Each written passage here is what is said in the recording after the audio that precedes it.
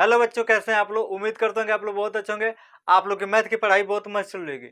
ध्यान रहे बच्चों, हमने यूट्यूब पर 3 वीडियो अपलोड कर दिया है, जिसमें लेक्चर नंबर 3 में बच्चों एनसीईआरटी के एक्सरसाइज 1.1 के हमने कंप्लीट सोल्यूशन किया बच्चों। यदि बच्चों आप चैनल पर पहली बार हो तो आप math expert Raghu sir channel को सब्सक्राइब कर लें और बेल आइकन को प्रेस कर लें, ताकि हर वीडियो का नोटिफिकेशन सबसे पहले आपके पास पहुंचे बच्चों। आज बच्चों विशेष करके लेक्चर नंबर 4 रहेगा, जिसमें हम बच्चों प्रश्नावली 1.2 के सभी एग्जाम्पल्स को सॉल्व करेंगे। ठीक है बच्चों, जिसमें 5वां नंबर एग्जाम्पल है बच्चों कि सिद्ध कीजिए कि √3 एक अपरिमेय संख्या है। बच्चों यूपी बोर्ड के ये सबसे प्यारा प्रश्न है, ये कंफर्म है कि आने के चांस इसकी 100% है। ठीक है, कोई भी सेट में ये प्रश्न जरूर रहेगा, तो ऐसे प्रश्नों को आपको छोड़ना नहीं है, आप जबरदस्त तैयारी करेंगे इसका। ठीक है, देखिएगा सबसे पहले बच्चों यहाँ पर हम लिखेंगे सोल्यूशन। ठीक है, सबसे पहले लिखेंगे बच्चों यहाँ पर सोल्यूशन। ठीक है, तो ये रहेगा अपरिमेय संख्या बच्चों, रहेगा ये अपरिमेय संख्या, लेकिन इसके विपरीत हम मान लेंगे क्या है, ये परिमेय संख्या। ठीक है, तो हम लिखेंगे कि माना √3 एक परिमेय संख्या है, परिमेय संख्या है। ठीक है, तो इसको हम क्या करेंगे बच्चों, तो इसको लिखेंगे यहाँ पे फिर से मान लेंगे, माना √3 बराबर P/Q। ठीक है, तो इसको बच्चों हम ब्रैकेट में लिखेंगे, ध्यान दीजिएगा, जहां P व Q एक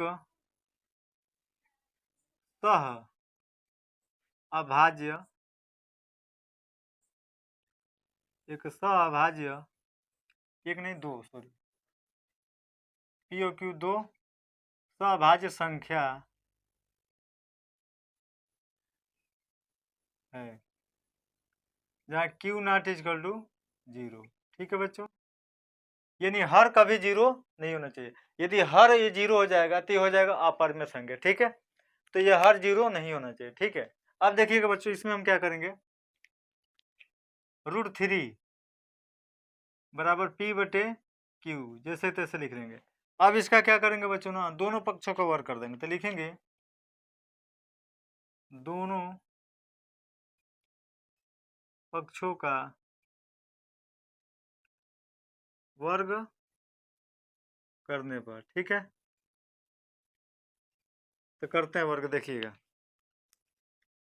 तो हो जाएगा √3 का स्क्वायर और P/Q का स्क्वायर। ठीक है बच्चों, यहाँ पर इस स्क्वायर से ना ये रूट क्या हो जाएगा, कैंसिल हो जाता है, इसको काट देंगे। ठीक है, तो ये हो जाएगा 3, ये पावर दोनों पर जाएंगे तो P²/Q², इसका गुणा इधर कर देंगे तो 3Q का स्क्वायर बराबर P का स्क्वायर हो जाएगा बच्चों। तो Q² बराबर P² कितना 3। बच्चों इसको हम मान लेंगे समीकरण नंबर 1।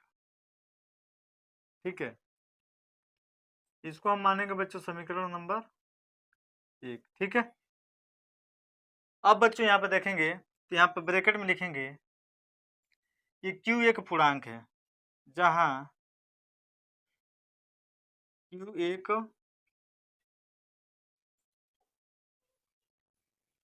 पूर्णांक है, जहाँ Q क्या है, एक पूर्णांक है। जब बच्चों Q एक पूर्णांक है तो P² 3 से विभाजित होगा। ठीक है, तो P भी 3 से विभाजित होगा, तो यहाँ पे लिखेंगे क्योंकि P² 3 से भाज्य है, P² 3 से भाज्य है, तो P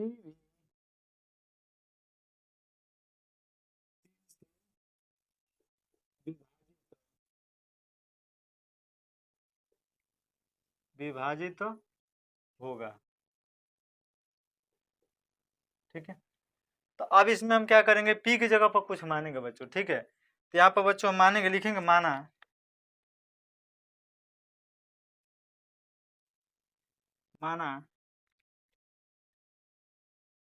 P बराबर 3m1।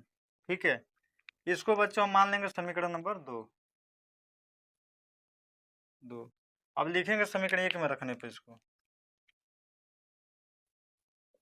समीकरण 1 में रखने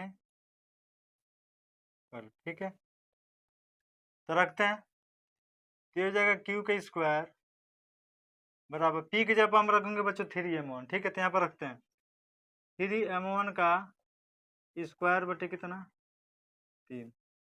ठीक है, इधर हल करते हैं। ठीक है, तो ये हो जाएगा बच्चों क्यू का स्क्वायर बराबर 3 3 9, m1 का स्क्वायर बटे कितना 3। ये 3 से भाग इसमें जाएगा तो 3 3 9, तो क्यू स्क्वायर बराबर आ जाएगा बच्चों 3m1 का स्क्वायर, तो 3m1 के स्क्वायर को इधर कर लेंगे और क्यू स्क्वायर हो जाएगा, तो m1 का स्क्वायर बराबर क्यू स्क्वायर बटे कितना 3। ठीक है बच्चों, इसको बच्चों हम मानेंगे समीकरण नंबर 3।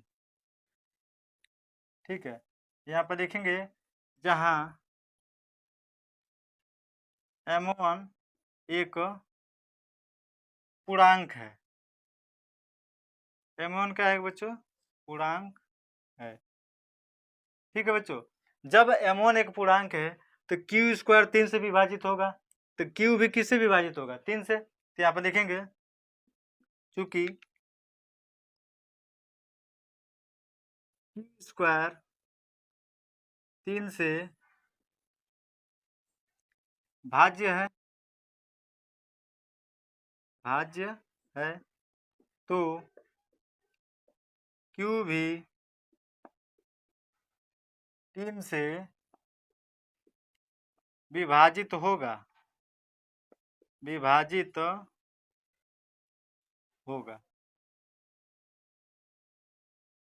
ठीक है बच्चों, यहाँ पर Q बराबर हम मान लेंगे, फिर से पुनः लिखेंगे माना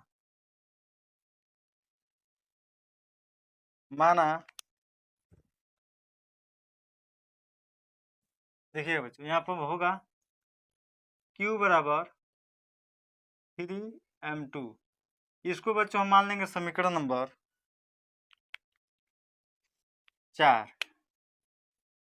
ठीक है, अब बच्चों यहाँ पर हम देखेंगे, कुछ नोटिस करेंगे, ध्यान से देखिएगा कि यहाँ पर समीकरण 2 को देखिए, ये है, तो P बराबर है बच्चों P बराबर है 3 गुणे m1, Q बराबर आ गया है 3 गुणे m2। तो अगर इसका HCF निकाला जाएगा तो यहाँ पर कॉमन चीज क्या है 3। ठीक है, अगर इसका HCF 3 है, ठीक है, तो बच्चों ये सभाज्य संख्या नहीं होगा, ये तो सभाज्य संख्या P और Q क्या यहाँ पर हो रहा है सभाज्य संख्या हो रहा है, जबकि ये सभाज्य संख्या नहीं होगा, इसका तो विपरीत उल्टा हो गया, समझ रहे हैं। तो इसलिए क्या हो जाएगा ये √3 एक अपरिमेय संख्या हो जाएगा। ठीक है, तो यहाँ पर हम लिखेंगे बच्चों कि समीकरण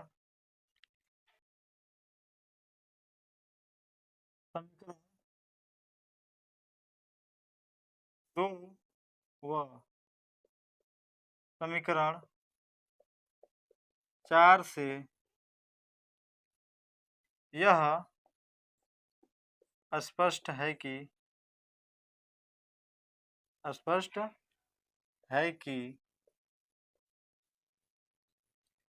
संख्या 3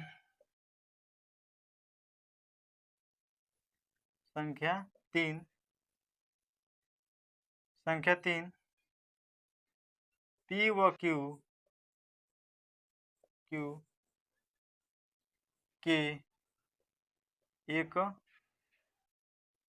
उभयनिष्ठ है, अतः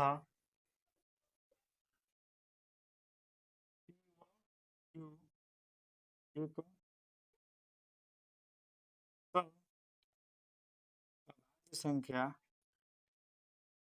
सभाज्य संख्या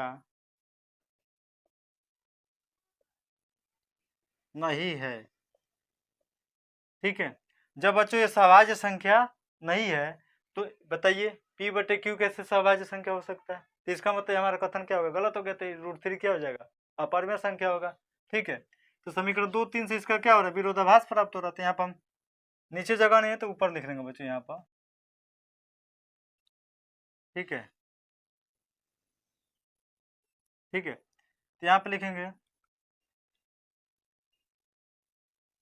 हमारी पूर्व कल्पना से विरोधाभास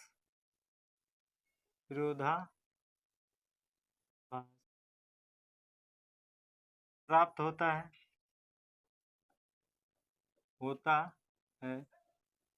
अतः √3 क्या है? एक अपरिमेय संख्या है। √3 एक अपरिमेय संख्या है। इस तरह से बच्चों प्रश्न नंबर 5वां का सलूशन हुआ। ठीक है बच्चों, इसका स्क्रीनशॉट ले लीजिएगा और इसको बार बार रिवीजन करते रहिएगा। ठीक है बच्चों, अब बच्चों देखेंगे प्रश्न नंबर 6वां।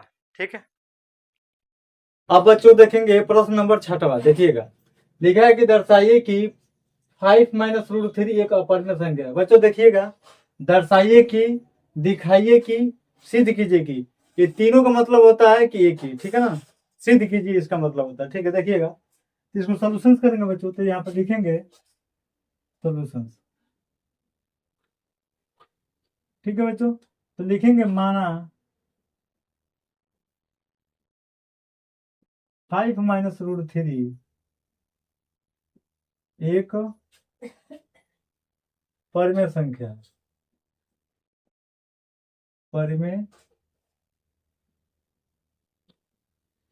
है, मान लेंगे। ठीक है, अब इस 5 माइनस √3 को p/q के रूप में लिखेंगे, तो लिखेंगे 5 माइनस √3 बराबर p/q। ठीक है बच्चों, अब ब्रैकेट में लिखेंगे जहां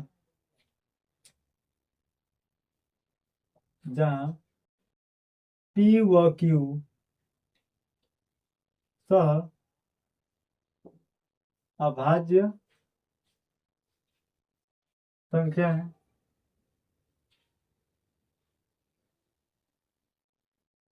सहभाज्य संख्या है। ठीक है बच्चों,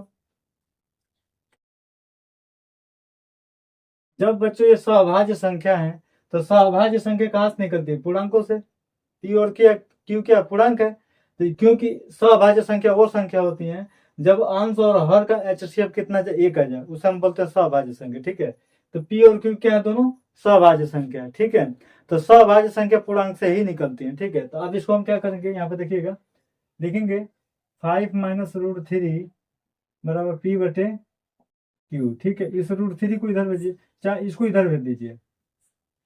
5 माइनस p/q बराबर √3, तो √3 को इधर लिखिए, इसका एलसीएम लेंगे तो 5q, इस q का एलसीएम लेंगे तो 5q माइनस p/q हो जाएगा। ठीक है, इसको मान लेंगे बच्चों समीकरण नंबर 1। ठीक है, ओके, अब यहाँ पे लिखेंगे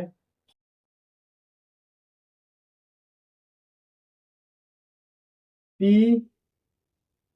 व q पूर्णांक है। क्या है? p और q क्या है? पूर्णांक है। जब बच्चों p और q पूर्णांक है तो p और q को जोड़ा भी जा सकता है, घटाया भी जा सकता है, और घटाने के बाद जब एक दूसरे को पूर्णांक से भाग देंगे तो हमें क्या प्राप्त होगा? परिमेय संख्या ही प्राप्त होगा। ठीक है, तो अब यहाँ पे क्या होगा बच्चों, तो यहाँ पे लिखेंगे कि चूंकि √3 एक अपरिमेय संख्या है, एक अपरिमेय संख्या है। ठीक है। जबकि जबकि 5q माइनस p बटे q एक परिमेय संख्या है। परिमेय संख्या है। तो बच्चों नियम क्या कहता है कि अपरिमेय संख्या परिमेय संख्या के कभी बराबर नहीं हो सकती। तो हम यहाँ पे लिखेंगे कि √3 not equal to 5q minus p पूरे का बटा q। ठीक है। तो यहाँ पे लिखेंगे समीकरण 1 से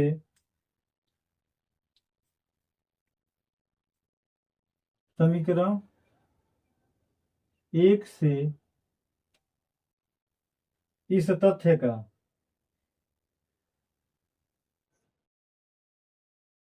का विरोधाभास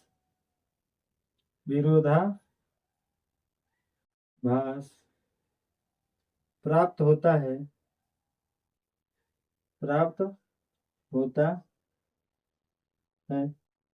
यह हमारी पूर्व, यहाँ पे जो कल्पना किया था ना इसके वजह से लिख रहे हैं, यह हमारी पूर्व कल्पना का विरोधाभास है, का विरोधाभास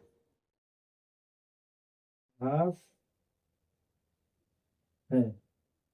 ठीक है बच्चों। तो लिखेंगे अतः 5 माइनस √3 एक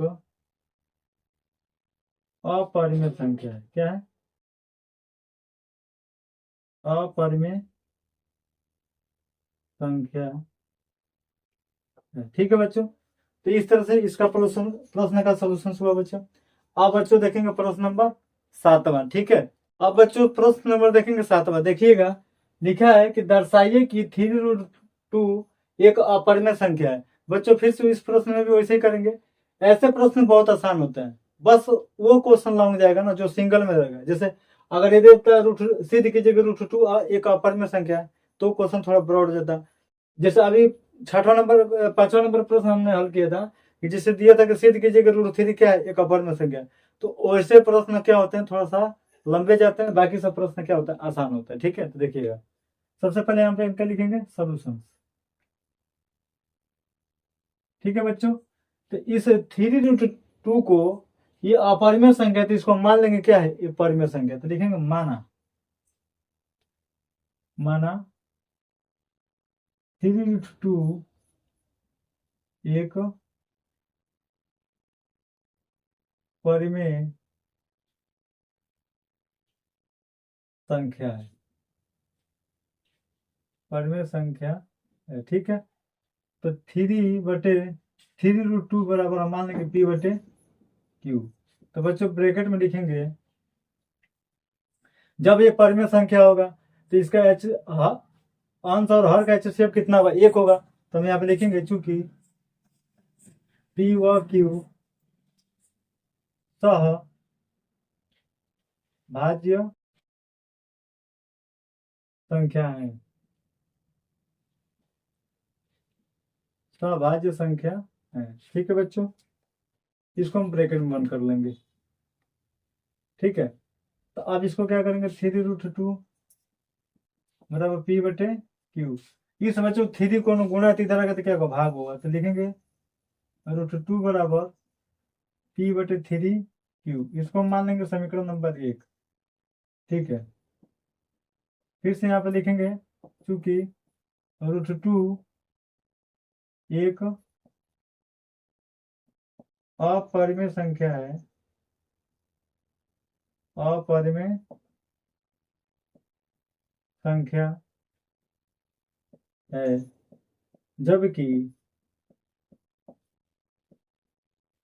p बटे 3q एक परिमेय संख्या है, परिमेय संख्या है। तो हम लिख सकते हैं बच्चों कि √2 नॉट इजिकल टू P/3Q, यानी अपरिमेय संख्या परिमेय संख्या के बराबर नहीं होगी। तो हम यहाँ पर लिख सकते हैं बच्चों, समीकरण एक से इस तथ्य का विरोधाभास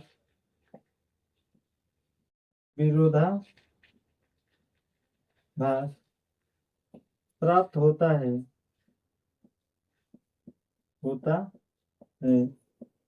यह हमारी पूर्व कल्पना के अनुसार हुआ है। इसलिए 3√2 एक अपरिमेय संख्या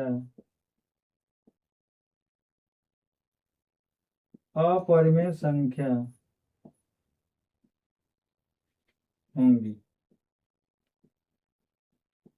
ठीक है बच्चों, इस तरह से ये प्रश्नों का सॉल्यूशन रहा।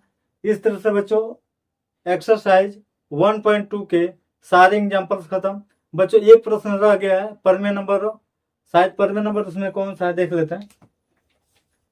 परिमेय नंबर है बच्चों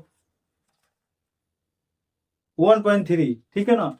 तो उस प्रश्न को प्रश्न नंबर 6वां की तरह लगाएंगे, ठीक है, और उसको बारीकी से हल करेंगे। जैसे लगाया है ना उसको सेम वैसे लगेगा, वो बस कॉपी पेस्ट करना है उसमें। ठीक है, तो मिलते हैं बच्चों नेक्स्ट वीडियो में। ठीक है।